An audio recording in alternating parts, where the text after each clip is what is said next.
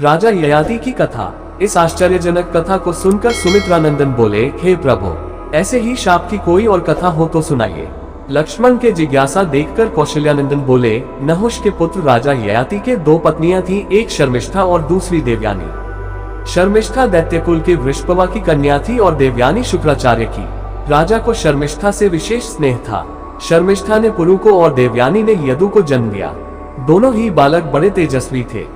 देवयानी को उचित सम्मान न पाते देख यदु ने उससे कहा कि माता, इस सम्मानजनक जीवन से क्या यह अधिक उचित न होगा कि हम अग्नि में प्रवेश करके यह जीवन समाप्त कर दें? यदि तुम मेरी बात नहीं मानोगी तो भी मैं यह जीवन धारण नहीं करूंगा।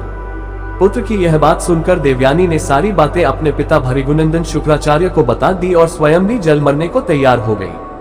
उसने कहा कि ययाति मेरा ही नहीं आपका भी अनादर करते हैं। इससे क्रोधित होकर शुक्राचार्य ने ययाति को लक्ष्य करके शाप दिया कि दुरात्मने, तुम्हारी अवस्था जराजीर्ण वृद्ध जैसी हो जाए, तुम बिल्कुल शिथिल हो जाओ। इस प्रकार शाप देकर वे मौन हो गए। इस शाप के फलस्वरूप राजा ययाति को ऐसी वृद्धावस्था ने आ घेरा जो दूसरे की युवावस्था से बदली जा सकती थी। ययाति ने यदु से अनुरोध किया कि तुम मुझे अपना यौवन देकर मेरी वृद्धावस्था ले लो। कुछ समय पश्चात मैं तुम्हारा यौवन तुम्हें लौटा दूंगा। यह सुनकर यदु ने कहा, यह सौदा आप अपने लाडले पुरु से करें। जब उन्होंने पुरु से यह बात कही तो पुरु ने राजा का अनुरोध सुनकर तत्काल वृद्धावस्था के बदले में अपना यौवन दे दिया। सहस्त्रों वर्षों तक यज्ञ आदि का अनुष्ठान करके उन्होंने पुरु को फिर उनका यौवन लौटा दिया और यदु को शाप दिया कि तुमने मेरी आज्ञा का उल्लंघन किया है, इसलिए तुम्हारी संतान राजा नहीं होगी।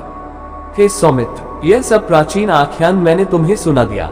अब हमें उसी प्रकार करना चाहिए जिससे हमें किसी प्रकार का कोई दोष न लगे।